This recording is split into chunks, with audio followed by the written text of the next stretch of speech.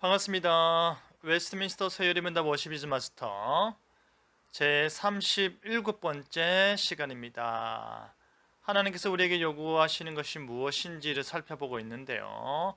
우리가 그 첫째 되는 계명과 둘째 되는 계명을 살펴보았습니다. 하나님 사랑과 이웃 사랑을 보았는데, 오늘은 그렇다면 우리는 하나님의 계명을 완전히 지킬 수 있습니까? 라는 질문에 대한 답을 한번 읽어보겠습니다. 다 함께 읽을까요? 지킬 수 없습니다. 오히려 날마다 죄를 더할 뿐입니다. 하나님께서 그의 계명으로 하나님 나라 백성됨을 증거하고 또 하나님을 진실로 사랑하는 자됨을 나타내기 위해서 계명을 주셨는데, 그것을 우리가 완전히 지키지 못한다라는 것입니다. 오히려 그 계명을 지키지 못할 뿐 아니라 죄를 날마다 더한다라는 것이 우리에게 주어지는 교훈인데요. 구체적인 내용을 살펴보겠습니다. 자, 그렇다면 왜 우리는 하나님의 계명을 완전히 지키지 못할까요? 왜 못 지킬까요? 전적으로 타락했기 때문입니다. 전적으로 타락하여서 아담과 하와의 그 타락된 본성 가운데 우리가 태어나서 죄된 본성 가운데서 그 죄악에 기울어져가는, 날마다 죄를 더할 뿐이다, 죄에 기울어져가는, 죄를 좋아하고 아차하면은 죄에 빠져버리는 그런 상황 가운데, 그런 본성 가운데 있기 때문에 완전히 지키지 못한다. 여기서 말하는 완전히는 우리가 중생한 이후로 하나님 나라 갈 때까지 단 한순간도 빠뜨리지 아니하고 단 한순간도 느슨해지지 아니한 상태에서 하나님의 계명을 지키는 것이죠. 그 연약함은 뭐냐? 두 번째 연약함입니다. 계명을 완전히 지키지 못한 이유는 우리가 연약해졌기 때문입니다.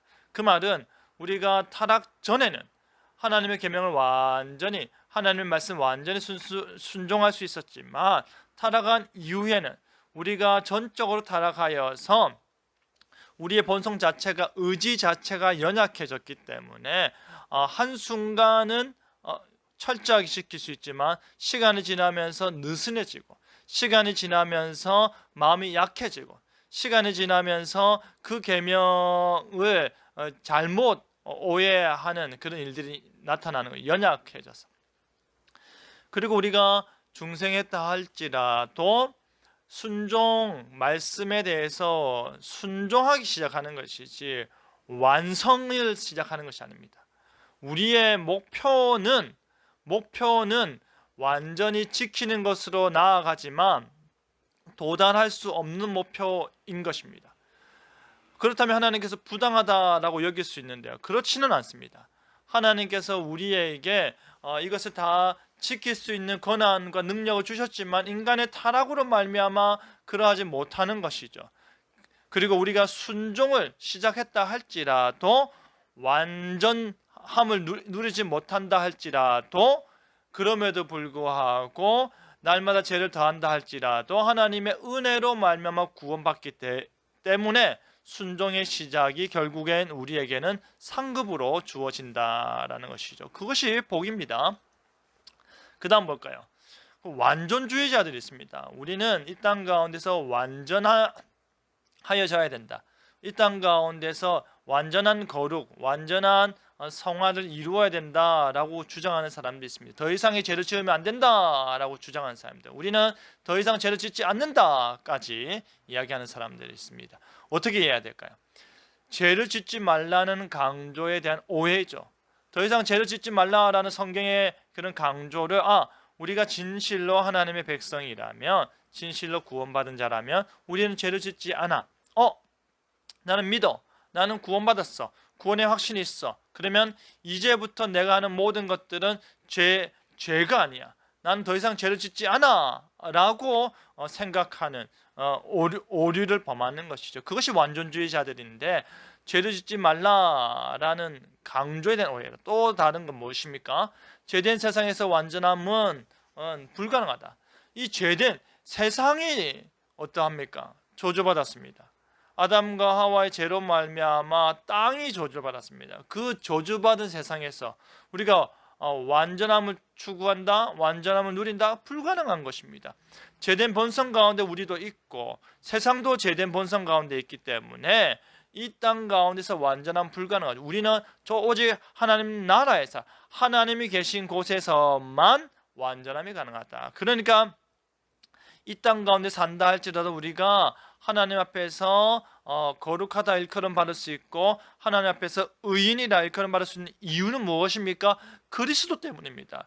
예수님 때문에 하나님께 속하는 것이지, 하나님께 속하였기 때문에 이 죄된 세상에서 우리가 하나님 앞에서 옳다 인정받는 것이지, 우리가 완전함을 누려서 하나님께 속하는 개념이 아니다. 계속해서 이 세상에 살기 때문이다.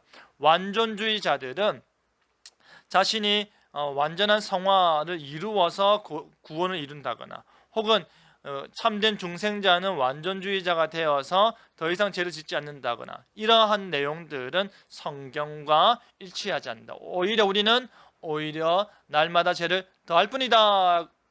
이것이 우리의 신앙 고백이고, 그럼에도 불구하고 은혜로 구원받는다, 은혜가 우리에게 있다라는 것이 감사의 내용인 것이죠. 자, 바이블 스토리 성경 이야기 보겠습니다. 다윗은 이스라엘 역사에서 가장 위대한 왕이었습니다. 하나님을 사랑해서 찬송가도 많이 죠. 그렇죠. 시편 1권에서 2권, 전체 5권 가운데 1권에서 2권 가운데 대부분의 시들이 다윗의 시 아닙니까? 그죠? 그런데 어느 날 다윗은 우리아의 아내 바세바가 목욕하는 모습 보고 못된 마음을 먹었습니다. 그는 왕의 힘을 사용해서 어떤 일까지 했습니까? 바세바를 불러서 함께 잠자고 바세바의 남편 우리아는 위험한 전쟁터로 보내 죽게 했습니다. 나중에 나단 선지자가 전해준 말씀을 듣고 회개했죠. 당신이 바로 그입니다 라고 했을 때 즉각적인 회개를 보였습니다.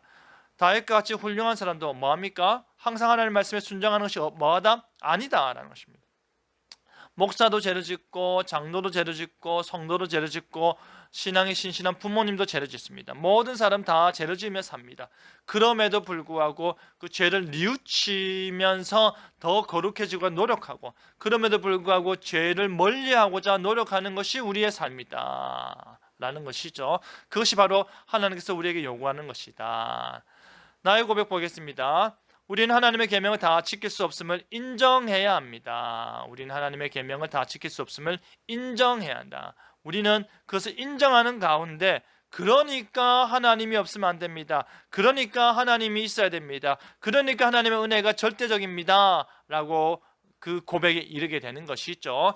하나님의 계명을 다 지킬 수 없지만 그럼에도 불구하고 하나님께서 주신 우리의 존재 목적 찬송하고 영광 돌리며 살아가는 여러분 되길 바랍니다.